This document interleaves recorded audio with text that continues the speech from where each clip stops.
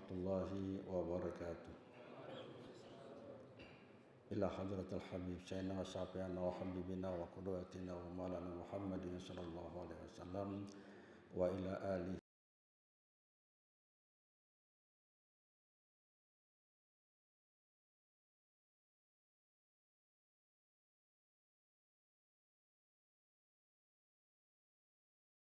wa ila hadratin Nabi Muhammadin sallallahu alaihi wasallam. Al-Fatihah. A'udzu billahi minasyaitonir rajim. Bismillahirrahmanirrahim. Alhamdulillahi rabbil alamin arrahmanir rahim maliki yaumiddin. Iyyaka na'budu wa iyyaka nasta'in shiratal mustaqim shiratal ladzina an'amta 'alaihim ghairil maghdubi 'alaihim waladdallin. Amin.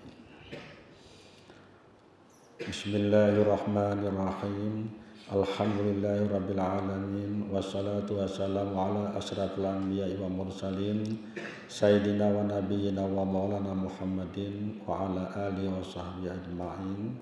Qala al-mu'allifu rahimahullahu ta'ala wa nafa'ana bihi wa bi'ulumihi fid dharain amin. Wal haditsus tsani ar-rahimun yarhamhumur rahmanu tabaraka wa ta'ala. Irhamu man fil ardi yarhamkum man fis sama. Hadis yang kedua, ini kata pengarang nih ya, penulisnya dalam bahasa Arab bisa disebut muallif yang menyusun, bisa disebut musannif yang mengarang. Kadang-kadang musannif, kadang-kadang disebut muallif, orang yang menyusun kitab ini. Hadis kedua kata beliau, Nabi besar Muhammad sallallahu alaihi wasallam bersabda, Ar-rahimuna yarhamhumur rahmanu tabaraka wa ta'ala. Orang yang saling kasih mengasihi akan dikasihi oleh Allah yang Maha Pengasih tabaraka wa ta'ala. Irhamu man fil ardi yarhamkum man fis sama.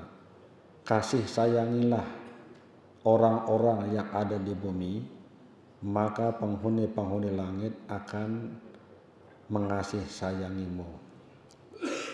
Pendek aja pengen hadis ini, tapi insya Allah maknanya luar biasa ini. Ar-rahimun yarhamhumur rahmanu. Orang yang saling mengasihi akan dikasihi oleh Allah yang Maha Pengasih tabaraka wa ta'ala. Irhamu man fil ardi, kasihilah orang yang ada di bumi, maka para penghuni langit akan mengasihimu. Penghuni langit ini maksudnya malaikat. Malaikat itu jumlahnya lebih banyak daripada umat manusia. Kalau sekarang saja misalnya ada yang mengatakan jumlah populasi umat manusia mencapai sekitar 8 miliar, termasuk kita yang hadir di dalam masjid ini. Maka jumlah malaikat jauh lebih banyak daripada itu. Kalau ingin mendapatkan cinta dan kasih sayang malaikat, kuncinya adalah kasihilah orang yang ada di bumi. Kalau ingin mendapatkan cinta dan kasih sayang Allah yang Maha Rahman lagi Maha Rahim, cintai dan kasihilah orang-orang yang ada di bumi. Ungkapan Nabi man fil ardi, orang yang ada di bumi, itu tidak terbatas kepada sesama manusia. Tidak terbatas kepada sesama manusia, tapi juga termasuk makhluk-makhluk Allah yang lain. Seperti binatang, tumbuh-tumbuhan, dan lingkungan kita. Kasihilah orang-orang yang ada di bumi, maka penghuni langit akan cinta dan kasih sayang kepadamu. Jadi kalau kita itu hidup saling berkasih sayang, apalagi kita dalam satu kantor, penuh dengan kerukunan dan kedamaian, saling mencintai dan mengasihi. Demikian juga ketika berada di rumah atau di tengah masyarakat, semua dilakukan dengan rasa cinta dan kasih sayang, maka penghuni langit akan cinta dan kasih sayang pada kita. Itu aja kuncinya. Jadi kan dua nih hadisnya yang dijadikan acuan beliau dalam melanjutkan penulisan kitab ini. Dulu sudah yang pertama sudah kita bicarakan. Ini yang kedua.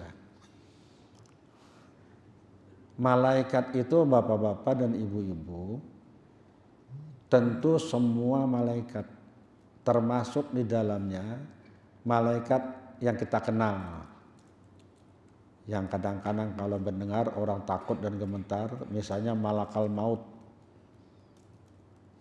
kemudian malaikat munkar dan nakir, yang nanti kalau kita masuk kubur akan berhadapan dengan munkar dan nakir, akan mempertanyakan beberapa pertanyaan kepada setiap orang yang dimasukkan dalam kuburnya. Yang ketiga yang kita kenal juga luar biasa itu malaikat Malik. Ini penjaga neraka. Malaikat itu komandannya lah, anak buahnya banyak tuh. Direktur utamanya Malik. Karyawannya banyak, sebab manusia yang dimasukkan ke neraka juga jumlahnya banyak. Itu digambarkan oleh Allah itu dalam Al-Quran sebagai hamba-hamba Allah yang keras, kasar, dan tidak pernah membantah perintah Allah. Itu gambarannya gitu. Allah Subhanahu wa taala menjelaskan, ya ayyuhallazina amanu, wahai orang-orang yang beriman, qu anfusakum wa ahlikum nara. Pelihara dirimu dan keluargamu dari api neraka. Qu anfusakum wa ahlikum nara. Ini perintahnya ini yang wajib kita lakukan sebagai muslim. Hai orang yang beriman, pelihara dirimu, pelihara keluargamu dari api neraka. Waquduhan nasu wal hijarah. Bahan bakar api neraka itu kata Allah manusia dan batu-batu. Jadi kalau orang Islam itu ada berdosa, dia meninggal dunia belum sempat bertobat, dia belum dapat ampunan dari Allah, maka dia harus disiksa dulu dalam neraka. Bahan bakarnya itu manusia. Siapa manusia itu? Orang-orang kafir, orang-orang munafik, orang-orang zalim. Itu yang akan dijadikan bahan bakar. Dan batu-batu, wal hijarah, batu. Kalau kita bahan bakarnya apa? Minyak, gas, kayu bakar, ini batu. Ada di Jepang kita batu bara. Panas Pak itu, panas. Kalau ada percaya pian banam batu bara itu membuat ke dalamnya. Dan panasnya api neraka itu 70 kali lipat lebih panas dari api yang paling panas di dunia. Sampean tahu enggak api yang paling panas di dunia apa? Rokok kah? Bukan. Listrik? Bukan. Api yang paling panas itu adalah matahari. Bola api. Itu matahari itu bapak-bapak, ibu-ibu, seluruhnya itu api, tidak ada yang lain. Makanya kalau kita cuma jauh aja melihat bulat, kada kelihatan lidah apinya. Kalau mendekat akan kelihatan luar biasa dan panasnya itu sangat panas. Ada yang mengatakan sekitar 6.000 derajat Celcius. Air menggurak tuh 100, menggurak sudah karena kalau dijapai sudah itu. Timah itu meleleh di 400 derajat sudah meleleh. Baja di 1000 derajat sudah hancur. Matahari itu 6.000 derajat. Itulah api yang paling panas. Makanya seduniaan ini kan merasakan panasnya matahari. Walaupun jarak antara bumi dengan matahari itu menurut para ahli sekitar 149 juta kilometer. 149 juta kilometer Pak, jauhnya matahari itu dari bumi. Kalau sampai yang kada percaya, ukur seorang. Kalau sakit untuk bahwalan daripada mahwalakan maka itu ukur aja sudah situ. Dan kecepatan cahayanya itu sampai ke bumi sekitar 8 jam. 8 jam 18 menit kalau nggak salah. Dengan kecepatan 1 detik 300.000 kilometer kecepatan cahayanya. Cuma jaraknya antara bumi dengan matahari ini diperkirakan tadi 149 juta kilometer. Jauh sekali. Nama apa tadi? Api neraka itu 70 kali lipat. Jadi 70 kali 6.000 berapa tuh? Ada kalkulator kata. Nama yang pegang HP tuh hitung akan bang, kalkulator bang. Jangan main hitung duit aja gawian. 420.000. Iyalah. Jujur lah kadinya apa? Salah. 6.000 kali 70. 6.000 kali 7 berapa? 420. 420.000 derajat Celcius. Itulah api yang paling panas. Waquduhan nas wal hijarah. Makanya bapak-bapak jangan sampai ada yang bercita-cita masuk neraka. Ada bapak juga aja ada sekali sebelas merasain neraka. Oh jangan deh, hancur. Masalahnya orang masuk neraka itu merasakan kesakitan yang luar biasa, tapi tidak akan pernah mati. Kalau orang di dunia terbakar api mati selesai. Di akhirat tidak mati, la yamutu fiha wala yahya. Tidak mati tapi tidak juga hidup. Falamma nadijat ruddat, ketika kulit ini hancur termakan api, dibakar api, ruddat, dibikin lagi yang baru oleh Allah, kembalikan lagi. Liyazuqul azab, supaya mereka merasakan siksa yang pedih di dalam sana. Makanya banyak-banyak istighfar aja, apalagi banyak berdosa itulah, supaya kalau kebetulan meninggal sudah dapat ampunan dari Allah Subhanahu wa taala. Nah, sekarang setelah Allah menjelaskan tentang kewajiban menjaga diri daripada api neraka bersama dengan keluarga, menjelaskan bahwa di neraka itu panas luar biasa yang bahan bakarnya waquduhan nas wal hijarah. Allah melanjutkan, alaiha malaikatun ghilazun sidad la ya'sunallaha ma amarahum wa yaf'aluna ma yu'marun. Penjelasan Allah itu. Alaiha malaikatun ghilazun sidad. Di dalam api neraka itu ada malaikat-malaikat ghilazun yang sangat keras, sidadun yang sangat kasar.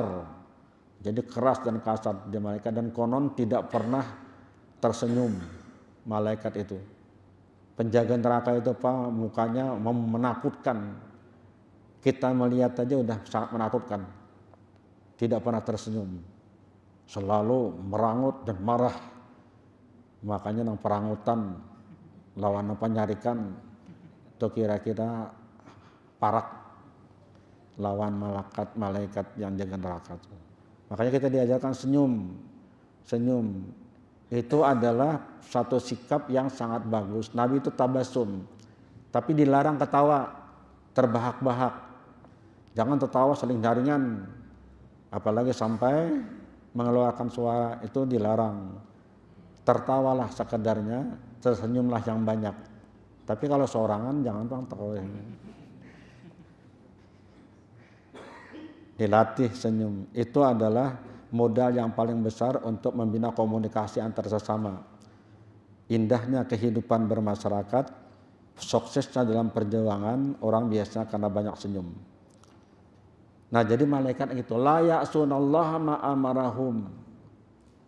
Dia tidak pernah durhaka kepada Allah apapun yang diperintahkan Tuhan. Wa yaf'aluna ma yu'marun, dan malaikat di dalam neraka itu selalu melaksanakan apapun yang diperintahkan Allah Subhanahu wa taala. Itu gambarannya. Tapi kalau kita cinta dan kasih sayang kepada hamba Allah yang ada di bumi, maka malaikat-malaikat itu pun akan cinta dan kasih sayang kepada kita.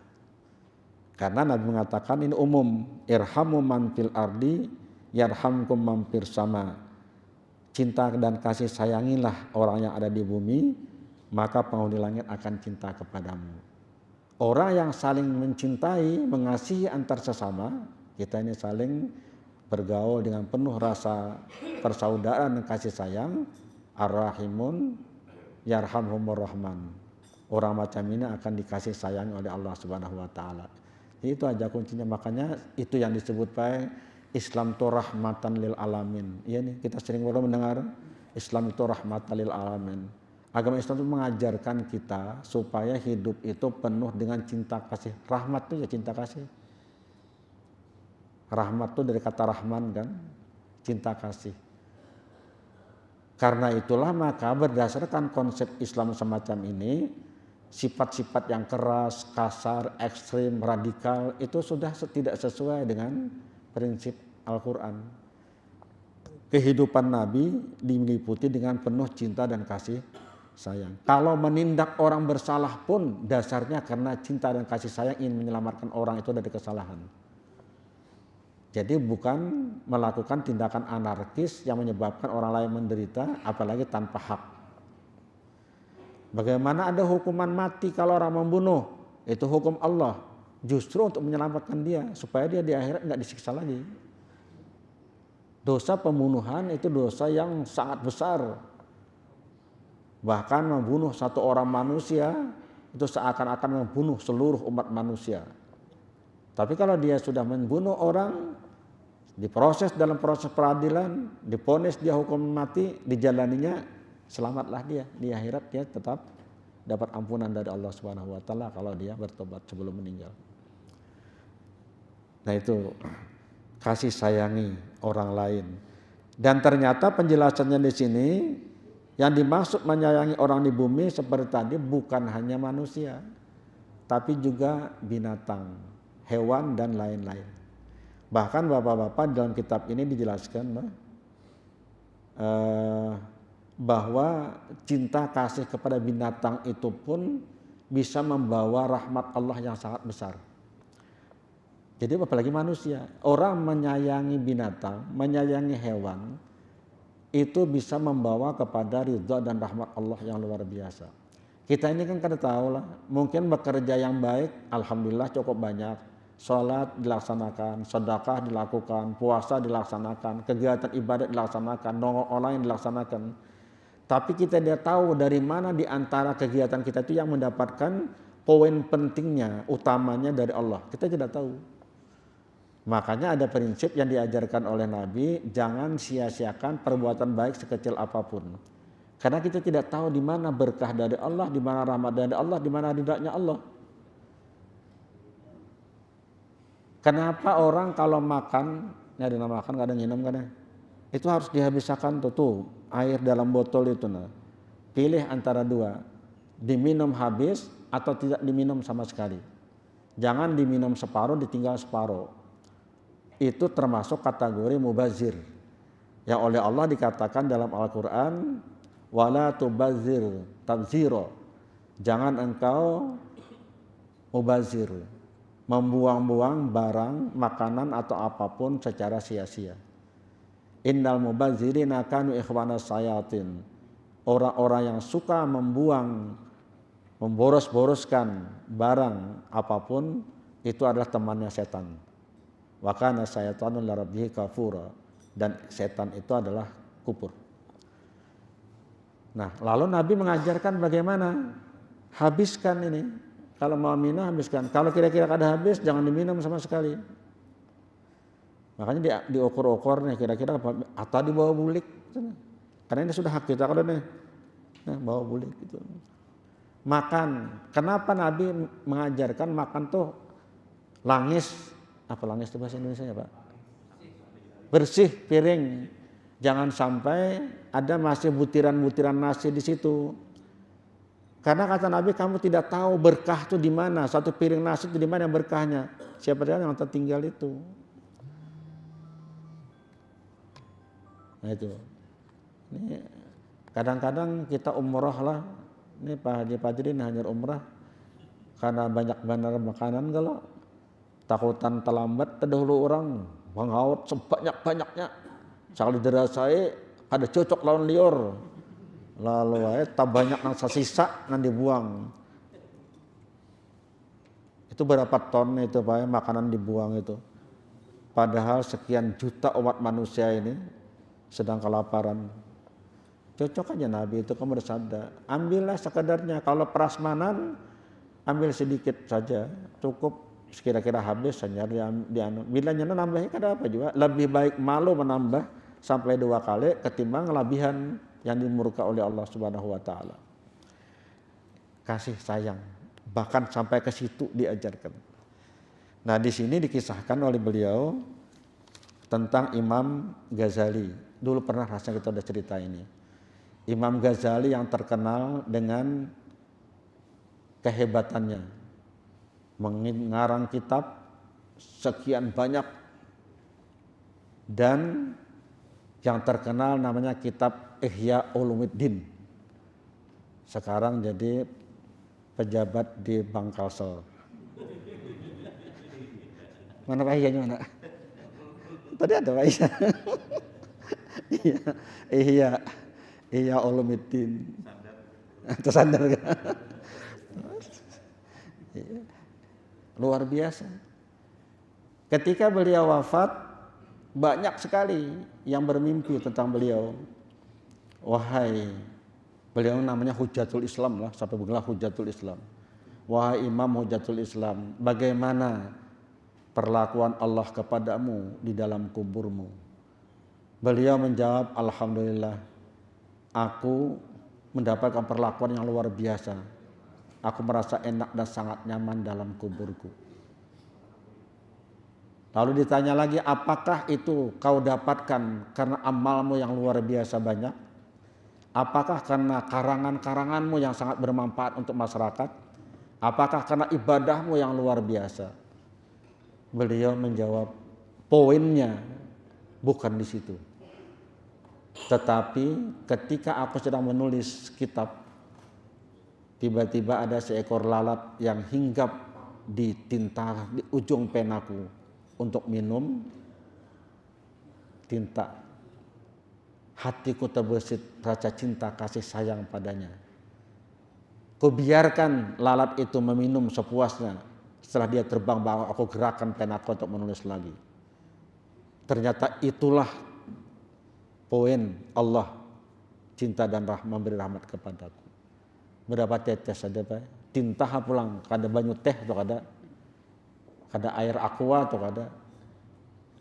Hanya memberikan beberapa tetes air tinta maksudnya, tapi dengan penuh rasa kasih sayang di hati, balasannya adalah cinta kasih sayang Allah. Ar-Rahimun yarhamhumur Rahman. Orang yang saling mencintai akan dikasih oleh Allah yang Maha Rahman. Di dalam kitab Uspuriyah, mungkin sebagian ada yang pernah dengar gitu, juga ada cerita yang menarik tuh Pak. Umar bin Khattab suatu saat berjalan di kota Madinah. Tiba-tiba beliau melihat ada seorang anak bermain-main dengan burung. Jadi burung itu dipegangnya burung kecil, ya uspur namanya, disebut namanya uspur ya buku itu. Sedang bermain-main, jadi burung itu dulunya mainan. Terbersit di hati Umar yang terkenal sangat galak kan ini. Rasa cinta dan kasih sayang. Kasihannya pang burung kecil ini dimainkan oleh anak. Lalu dibeli burung itu, ditukari sidin. Dan dengan penuh cinta kasih sayang dilepaskan. Burung pun terbang. Ketika beliau wafat, banyak orang bermimpi bertemu beliau. Lalu ada yang bertanya, wahai Amirul Mukminin Umar bin Khattab, bagaimana keadaanmu dalam kuburmu? Dan apa yang dilakukan Tuhan padamu? Alhamdulillah aku sangat nyaman dan sangat lapang dalam kuburku. Allah memberikan ampunan dan kemaafan pada diriku. Wahai Umar, apakah itu karena memang ijtihadmu luar biasa? Apa karena zuhudmu yang luar biasa? Apa karena ibadatmu yang luar biasa? Dijawab oleh Umar, ternyata bukan itu poinnya. Lalu beliau bercerita, ketika kalian semua mengantar jenazahku ke dalam kubur, kau letakkan aku di dalam kubur dan kau tutup dengan tanah. Tapak kakimu satu persatu meninggalkan kuburku. Setelah tidak ada satupun yang tersisa, kalian sudah pulang semua. Tiba-tiba datang 2 orang malaikat mendekati aku dengan wajah yang sangat menakutkan. Gemetar tubuhku saking takut kepadanya. Kemudian dia memegang tubuhku, kata Umar bin Khattab, dan berdua ini kemudian mendudukkan aku di situ, siap untuk bertanya. Tapi sebelum dia menanyakan sesuatu padaku, tiba-tiba ada suara gaib yang terdengar sangat jelas. Jangan kau apa-apakan hambaku. Aku sudah mengampuni semua dosa dan kesalahannya. Karena dia hatinya penuh dengan cinta dan kasih sayang. Suatu saat dia melihat anak bermain burung. Dibelinya burung itu dan dilepaskan. Maka dengan cinta dan kasih sayang itu, aku pun cinta dan kasih sayang padanya. Bayangkan Pak, kecil sekali. Seolah-olah gak ada apa-apanya, berapa seekor burung, halus sepulang burung pipit. Kayak apa misalnya kita melapas burung sekataraan. Tapi itulah Allah mengajarkan kepada kita, hiduplah dengan penuh cinta dan kasih sayang. Bukan hidup dengan kebencian, hidup dengan kemarahan, hidup dengan dendam. Itu indah kan Islam itu. Makanya Islam itu sebenarnya indah sekali. Sayangnya kadang-kadang orang radikal, ekstrim, tidak sesuai dengan ajaran asli. Wa ma arsalnaka illa rahmatan lil alamin. Kami tidak utus engkau hai Muhammad, kata Allah, kecuali menjadi rahmat bagi alam semesta. Nah itu Pak, ar-rahimun yarhamhumur rahman. Dalam kitab Usfuriyah itu juga diceritakan ada seorang ahli ibadat dari kalangan Bani Israel. Suatu saat dia berjalan di satu tempat, melihat ada gundukan tanah dan pasir di situ. Pada saat itu pacaklek itulah panen gagal, sehingga kaum Bani Israel kelaparan. Hati ahli ibadat ini tersentuh melihat penderitaan masyarakat yang lapar. Lalu dalam hatinya tiba-tiba berkata, ya Allah, andai kata gundukan tanah dan pasir ini bisa berubah menjadi tepung, maka aku akan berikan semuanya kepada orang yang sedang kelaparan. Aku hadiahkan semuanya kepada orang yang sedang kelaparan.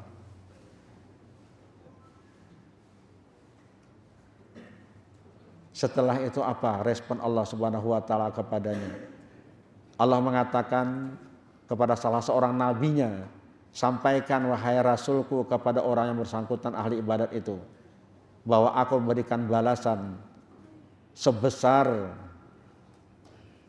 apabila gundukan tanah itu betul-betul menjadi tepung dan dihadiahkan kepada masyarakat banyak. Padahal kan berubah Pak jadi tepung, tetap aja jadi tanah. Hati hendak saja tuh sudah dapat pahala besar seperti yang terjadi. Makanya ada kaidah yang mengatakan itu ya, niyatul mukmin khairum min amalihi. Niat orang mukmin itu lebih bagus daripada amalnya. Apa maksudnya itu? Kita berniat hanya supaya hendak menolong orang, bantu orang, udah tinggi nilainya daripada berbuat tapi tanpa niat. Itu maksudnya. Makanya innamal a'malu binniyat wa innamal likulli imri'in ma nawa. Tiap perbuatan itu sertai dengan niat. Kita duduk di sini apa niatnya nih? Kalau mau pahala, niatkanlah ini untuk mengikuti sunnah Rasul sallallahu alaihi wasallam. Kalau tidak, kita tidak banyak dapat pahala. Niat itulah yang membedakan antara satu dengan yang lain. Ini ibadat atau kegiatan biasa. Orang sembahyang tanpa niat itu senam. Tidak sah salatnya. Makanya wajib niat. Usale kah, kada usale kah? Yang penting niat. Biar saling nyaringan usale niatnya kada ada, tetap kada sah juga. Ada kalau usale sang lawasan us niatnya ada. Ada orang ada usale tapi berniat di hati. Jadi usale itu kan cuma mendukung. Itu kada wajib, makanya kada usah dihualakan. Yang wajib itu niat. Pada waktu Allahu Akbar aku sembahyang asar 4 rakaat mengikut imam karena Allah Ta'ala. Itu Nah kayak itu. Niatnya aja Pak ya, nak bantu orang dengan cinta kasih sayang sudah dapat pahala. Dan itu insya Allah lah kita juga dilepaskan dan dibebaskan dari musibah dan bala bencana. Allah akan cinta kasih sayang pada orang itu. Kalau dia cinta, Allah sayang kepada seseorang, maka semua persoalan akan menjadi mudah. Rezekinya akan jadi lancar. Kehidupannya akan lebih baik. Cita-citanya insya Allah akan terkabul. Walaupun musibah dan bala bencana menimpa pada orang lain, insya Allah dia terlepas. Kalaupun terkena, tetap tidak membawa dia menderita. Ini sakit tapi kada sakit, kayak apa ya? Menderita tapi kada menderita. Nyenang alih itu Pak, nyaman tapi sakit, itu nang alih. Nang bagus tuh sakit tapi nyaman, nyaman tambah nyaman. Nah itu. Kayak apa filsafatnya pian itu? Nyata sakitnya, semua orang mengatakan dia sakit, tapi dia senang. Iya kan, pernah dengarkan cerita Uwais Al-Qarni kalau mulai Yaman menggendong mamanya, mulai Yaman ke Mekah Pak. Saking taatnya lawan orang tua, berduit kadada, makan sehari-hari aja kada cukup, miskinnya miskin papa, kada miskin lagi Bang. Nah Uma lumpuh, tapi hendak badan naik haji, kada ada ongkos berjalan mulai Yaman sampai ke Mekah, bayangkan. Tapi hatinya senang, kada apa-apa Pak. Jangan duit yang banyak bertuyuk-tuyuk, tahu bertuyuk-tuyuk lah. Tapi hati pusang terus. Makin banyak duit, makin pusang. Nah, itu ke dalam itu.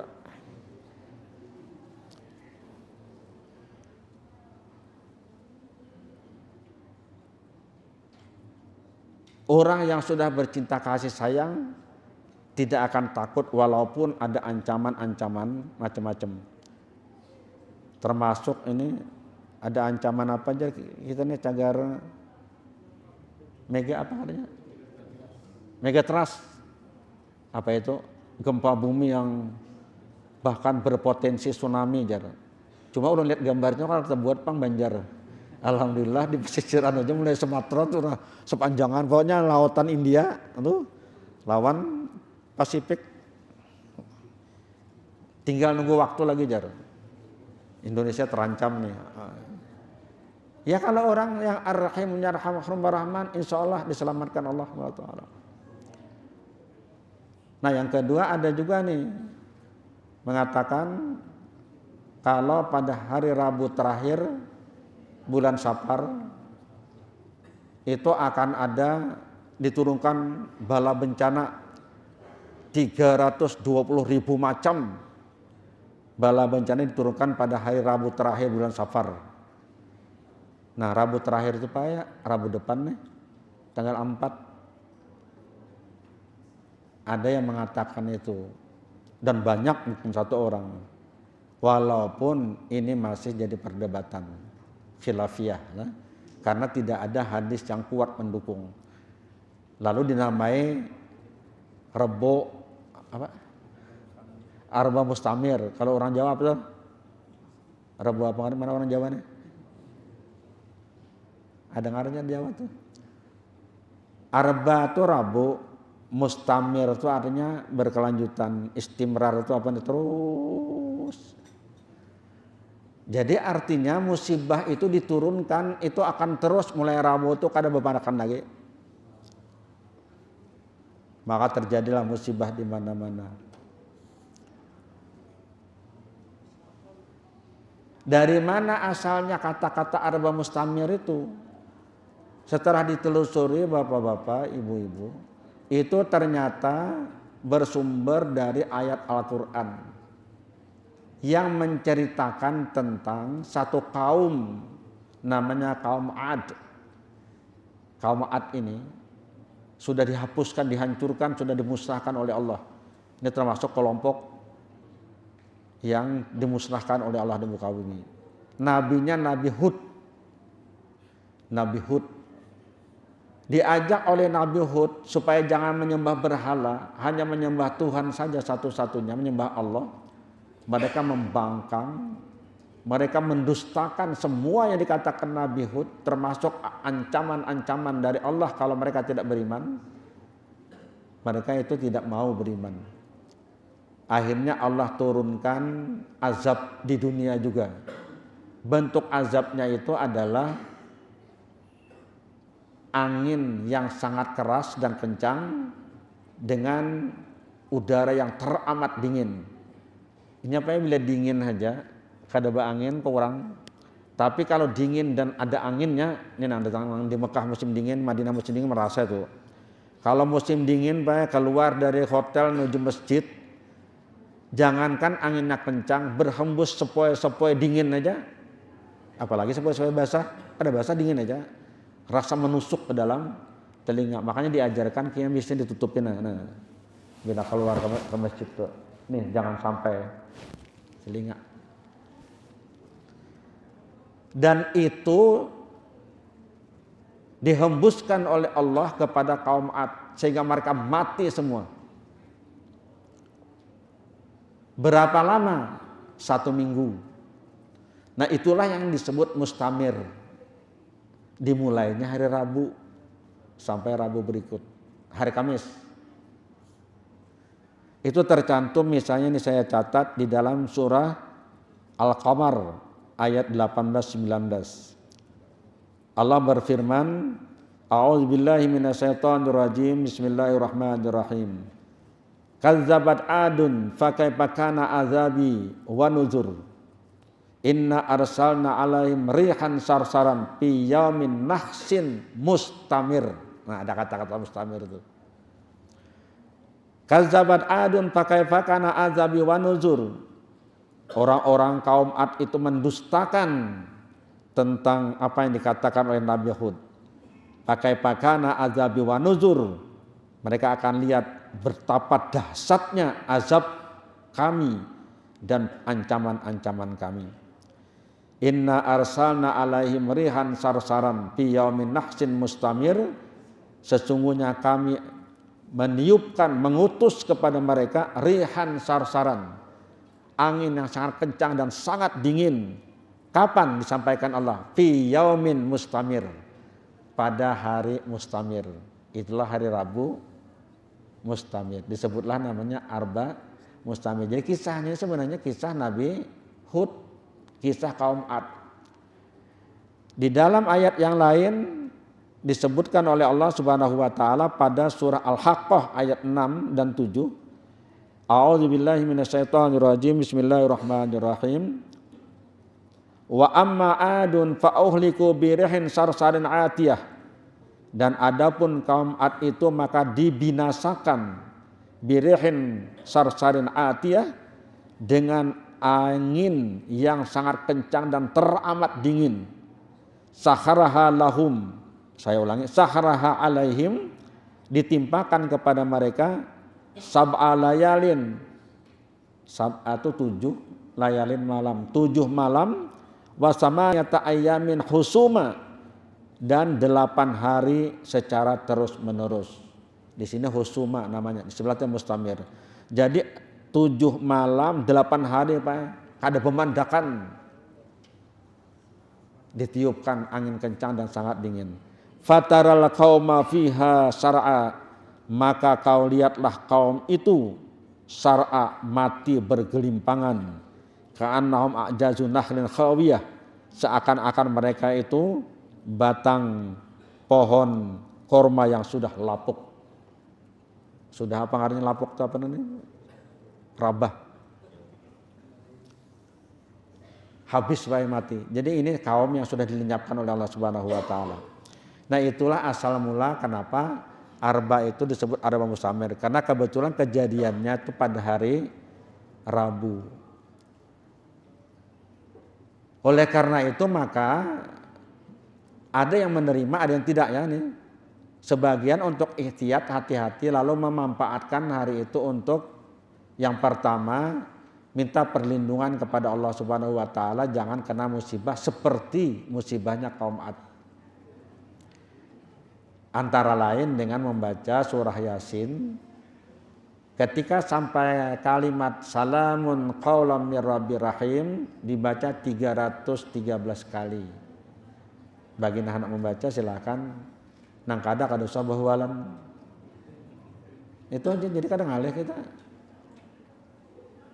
Salamun qaulam mir rabbir rahim 313. Rabu kena, malamnya boleh malam itu. Sembahyang Bang, sembahyang itu Pak ada dua macam. Ada sembahyang sunat, ada sembahyang arba mustamir yang itu jumhur ulama berpendapat tidak ada. Sembahyang khusus arba mustamir kan ada. Walaupun kalau kita baca di kitab di buku-buku apa namanya kayak Risalah Amaliyah ada sembahyang 4 rakaat. Ayat pertama Alhaqumut Takasur, ayat kedua Al-Kausar, ayat ketiga Qul ya ayyuhal kafirun, ayat keempat itu adalah Qul huwallahu ahad. Setelah itu baca Yasin tadi. Ya. Tapi sebagian besar ulama berpendapat tidak ada. Tidak usahlah sembahyang sunat, sembahyang apa tadi? Arba mustamir. Tapi kalau sembahyang sunat, sembahyang hajat biasa, nah itu. Sembahyang hajat aja atau sembahyang sunat namanya sunat mutlak atau sembahyang hajat silakan. Banyak ulama berpendapat boleh lah. Apalagi kalau berdoa sembahyang dulu silakan. 2 rakaat atau 4 rakaat silakan. Cuma jangan 4 rakaat sekaligus, 2-2. Itu. Nah pertanyaannya yang kedua, apakah hari Rabu itu hari sial? Karena bahasa Al-Quran itu menyebutkan fi yaumin nahsin mustamir. Nahas, hari nahas. Nahas itu bahasa kita apa tuh? Sial lah. Bapak-bapak, ibu-ibu, dalam agama kita itu tidak ada hari yang sial. Walaupun ada hari yang berkah, tapi tidak ada hari yang sial. Tergantung kepada kita mengisi hari itu. Bahkan hari Rabu itu dalam ajaran agama Islam itu hari yang penuh berkah. Nya 2 Pak, hari itu yang luar biasa. Pertama hari Jumat, itu kan lawanannya disebut dengan Sayyidul Ayyam. Tahu Sayyidul Ayyam pian? Penghulu segala hari. Lain Sayyidul Ayyam nang di bati-bati itu Sayyidul Ayyam 2. Tahu pian di bati-bati ada kalau di para perusahaan Indomie itu masih ada masjid karena Sayyidul Ayyam langgar kah masjid kah Sayyidul Ayyam. Sekali ditakoni kan apa dengannya Sayyidul Ayyam nang mau ulah tuh Pak. Ya, memelihara ayam. Di belakang tuh banyak kandang ayam, kabar ribuan ayamnya jar. Jelon di adalah Sayyidul Ayyam. Nah, yang kedua tuh Rabu. Ternyata hari Rabu. Rabu itu ternyata hari istimewa. Bahkan ada hadis Nabi yang mengatakan setiap pekerjaan apapun yang dimulai hari Rabu itu akan membawa kepada kesempurnaan pekerjaan tersebut. Makanya banyak kiai-kiai, ulama-ulama memulai pengajian Rabu. Banyak ulama yang memulai pembelajaran hari Rabu. Alhamdulillah Bang Kalsel mulainya Rabu juga. Tapi Rabu sekali aja. Saben Rabu. Kalau itu maksudnya Rabu tapi terus gitu. Coba pengen lihat sejarahnya itu rata-rata Rabu. Jadi Rabu itu sebenarnya hari yang mulia. Kita ini hari yang bagus nih. Apalagi hari Rabu itu dikatakan hari yang makbul berdoa. Nabi itu berdoa Senin, Selasa, Rabu. Kabulnya di hari Rabu. Makanya Jabir bin Abdullah dalam sebuah riwayat salah sahabat Nabi memanfaatkan betul hari Rabu untuk berdoa. Cuma waktunya Pak yang paling pas lah antara zuhur lawan asar. Bukan sekarang, ini sekarang sudah lewat asarnya. Jadi mulai zuhur asar hari Rabu itu salah satu waktu yang dikatakan makbul berdoa. Itu bagus Rabu. Jadi soal arba mustamirnya ya itu aja. Cuma Rabunya jangan dikatakan sial hari kita jangan begawian sama sekali. Kalau perlu kantor bisa turun bertaan. Kan ada aturannya kayak itu. Malah justru hari itulah hari yang paling baik untuk melakukan kegiatan kita.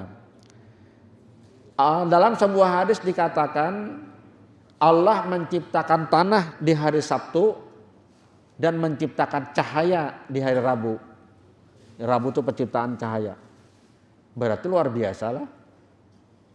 Sabtu kurang bagus kalau melihat itu. Tanah nih cahaya apa di hari Rabu.